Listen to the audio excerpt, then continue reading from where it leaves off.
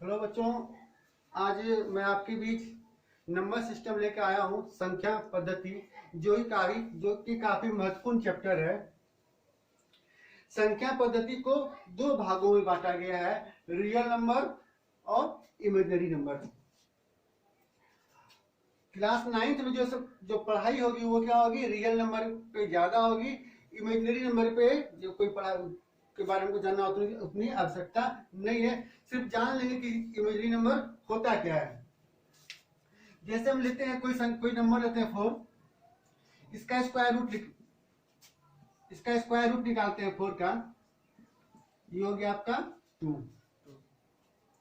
तो ये जो नंबर है, ये 4 जो हो गया, ये मेरा क्या हो गया, रियल नंबर हो गया। और इसी 4 का हम लोग निगेटिव लेते हैं और इसका स्क्वायर रूट निकालते हैं -4, जो कि 2 रूट अंडर -1 आ जाएगा। इसको इस प्रकार आप लोग समझ सकते हैं, -1 इंटू 2 इंटू 2। ये तो रूट से बाहर आ गया, लेकिन रूट -1 बच गया। तो ये जो मेरा -1, इसका आज तो कोई वैल्यू प्राप्त नहीं हुआ है, इसलिए संख्या को क्या बोला जाता है, इमेजिनरी नंबर। और सामान्यतः उसको हम लोग आई के द्वारा क्या करते हैं, इसको हम लोग सूचित करते हैं। तो ये आपका क्या हो गया, इमेजिनरी नंबर। वैसी संख्या जो स्क्वायर रूट के अंदर में भी माइनस आ जाए तो क्या होता है वो बड़ा इमेजिनरी नंबर होता है। अब मुख्यतः जो है हमको जो पढ़ाई करनी हो, क्या पढ़नी है, रियल नंबर के बारे में पढ़ाई करनी है क्लास 9th में। तो हम लोग रियल नंबर पे हमारा फोकस, रियल नंबर या वास्तविक संख्या। वास्तविक संख्या को दो भागों में बांटा गया, परिमेय संख्या और अपरिमेय संख्या। अब ये परिमेय संख्या और अपरिमेय संख्या क्या होता है, इसको जानने के पहले हम लोग पिछली कक्षा में कुछ चीजों को पढ़े या कुछ संख्याओं के बारे में पढ़े हैं, जिसमें सर्वप्रथम आता है प्राकृतिक संख्या।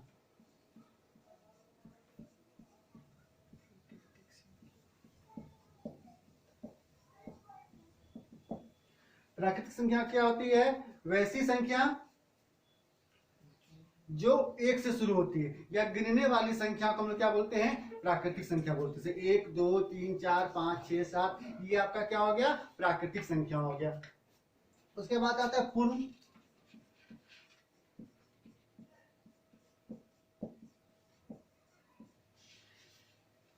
प्राकृतिक संख्या 1 से शुरू होकर इंफिनिटी तक।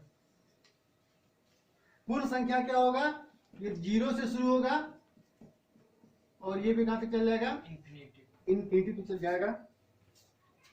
अब हम लोग इसके बाद बात करेंगे, जानते होंगे सम संख्या, विषम संख्या,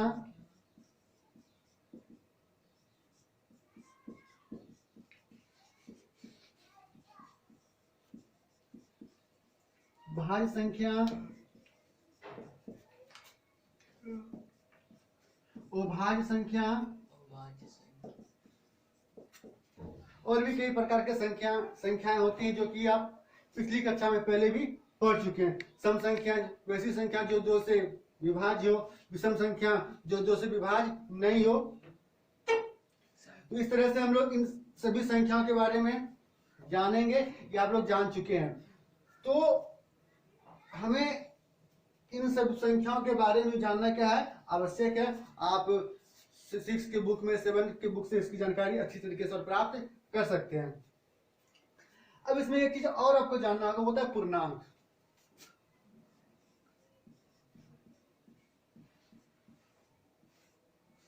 इंटीजर्स। पूर्णांक हम लोग इसको 3 भाग में समझ लेते हैं।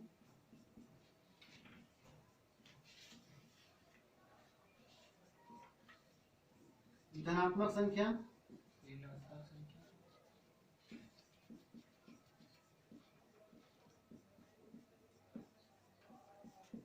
ऋणात्मक संख्या और शून्य।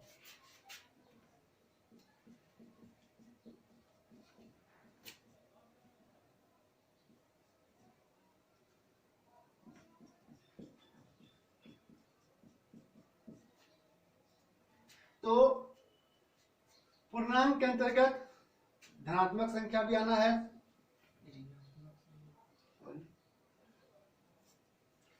ऋणात्मक संख्या भी आना है और शून्य भी आना है। हम लोग धनात्मक संख्या को क्या कह सकते हैं, प्राकृतिक संख्या या नेचुरल नंबर।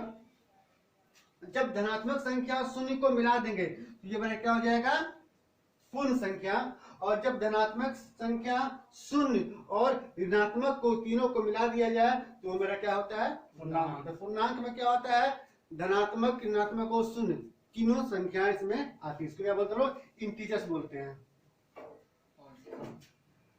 एक बार इसको हम लोग समझते हैं। संख्या पद्धति, संख्या को दो भागों में बांटा, तो वास्तविक संख्या और अवास्तविक संख्या। वास्तविक संख्या दो प्रकार के, परिमेय संख्या और अपरिमेय संख्या। इनको जानने से पहले हमको कुछ अन्य चीजों को भी जानना आवश्यक है। प्राकृतिक संख्या, पूर्ण संख्या, सम संख्या, विषम संख्या, भाज्य संख्या, इन सभी संख्याओं के बारे में आपको जानकारी होगी।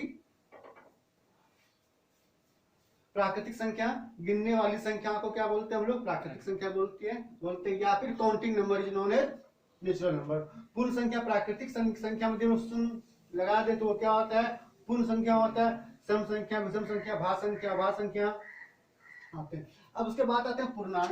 पूर्णांक को इंटीजर, जिसको हम आई के द्वारा सूचित करते हैं। इसकी आवश्यकता आपको 9th में भी है, 10th में भी, और आगे जाके भी आपको पड़ेगी। तो पूर्णांक में क्या होता है, धनात्मक संख्या भी है, शून्य में भी है और शून्य भी है इसमें, और ऋणात्मक संख्या का। ये तीनों संख्याओं का क्या एक समूह है। धनात्मक संख्या 1 2 3 4 5, ये धनात्मक संख्या को हम लोग क्या बोल सकते हैं, प्राकृतिक संख्या भी बोल सकते हैं। धनात्मक संख्या और शून्य को मिला देंगे तो ये क्या बन जाएगा, मेरा पूर्ण संख्या हो जाएगा। और धनात्मक संख्या, ऋणात्मक संख्या और शून्य, ये तीनों मिलकर क्या बन जाएगा, मेरा पूर्णांक बनेगा। कभी कभी इसमें छोटी छोटी बातें आ जाएंगी आपको, जैसे कि ऑब्जेक्टिव में पूछ देगा -1 और -2 में कौन बड़ा है। तो आपको पता है ऋणात्मक में जो छोटा आता है वो क्या होता है, बड़ा होता है। ये छोटी छोटी। तो वास्तविक संख्या दो प्रकार के होते हैं, परिमेय संख्या और अपरिमेय संख्या। तो समझते हैं परिमेय संख्या किसे कहते हैं। वैसी संख्या जिसे p/q के रूप में लिखा जा सकता है, और जहां p और q क्या है, पूर्णांक है। ध्यान देना है, जहां p और q क्या है, वो पूर्णांक। मतलब क्या, पूर्णांक का तात्पर्य क्या होगा, वो धनात्मक हो सकता है संख्या, ऋणात्मक हो सकता है, या शून्य हो सकता है। और जहां q not equal to 0, q कभी भी आपका क्या होगा, शून्य नहीं होगा। एग्जाम्पल ले सकते हैं हम लोग, 2/5 -2/3 -7/5। ये जितनी भी संख्या है, वो चाहे धनात्मक हो या ऋणात्मक हो, ये सारी संख्या क्या है, परिमेय संख्या है। आपको सिर्फ ये ध्यान देना, 2/0 ये मेरा यहाँ क्या हो गया, q इक्वल टू क्या हो गया, 0। तो ये मेरा परिमेय संख्या नहीं है, क्योंकि परिभाषा में कहा जा रहा है कि q आपका जो है वो 0 नहीं होना चाहिए। इस प्रकार वैसी संख्या जिसे p/q के रूप में लिख सकते हैं, जहां p और q क्या हो, पूर्णांक हो, और q नॉट इक्वल टू 0 हो, तो वैसी संख्या को हम क्या बोलेंगे, परिमेय संख्या बोलेंगे। और परिमेय संख्या किसे कहेंगे, वैसी संख्या जिसे हम लोग p/q के रूप में नहीं लिख सकते हैं, वो संख्या हमारा क्या होगा, वो परिमेय संख्या। जिस प्रकार √2, √3, √7, √10,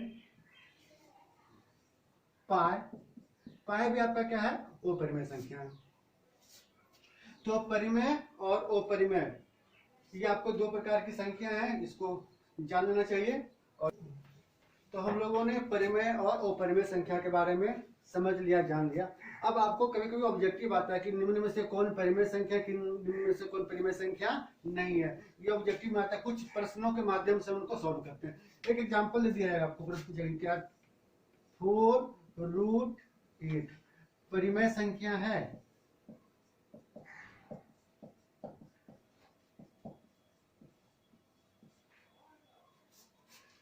तो आपको इसको सॉल्व करना होगा।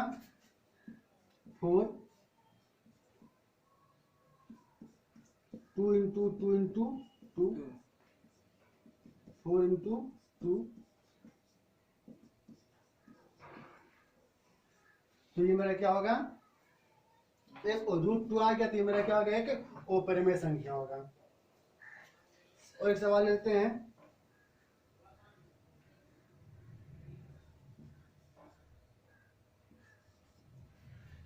√125 या क्या परिमेय संख्या है। तो आप ऐसे देखने से पता चल रहा है कि √25 क्या है, वो मेरा परिमेय संख्या नहीं है, लेकिन आपको हमेशा क्या करना होगा, उसको सॉल्व करना होगा।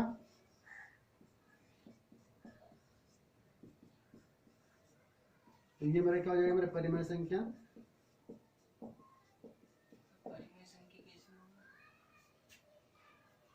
परिमेय संख्या है क्योंकि हम लोग जानते हैं कि जो संख्या रूट में है वो अपरिमेय है, बाकी समझना है क्या है कि वो परिमेय संख्या ही है। तो एक और सवाल लेते हैं हम लोग, 7√2/√8। तो ये आपका 7√2 हो गया, इसको 2 इंटू 2 इंटू 2 ये हो गया आपका, ये 2 निकल जाएगा आपका, 2 कैंसिल, 7/2। तो ये आपका क्या हो गया है, परिमेय संख्या होगा। दिखने में हमको ऐसे क्या लग रहा है कि ये अपरिमेय संख्या है, लेकिन जब हम लोग सॉल्व करेंगे तो ये क्या होगा, परिमेय संख्या आ गया। तो आप लोग को हमेशा ध्यान रखना है, जब भी इस तरह का सवाल रहे तो एक बार उसको आप लोग क्या करेंगे, तोड़ के बना के देखेंगे, तब इसका सही आंसर आपको प्राप्त होगा। धन्यवाद।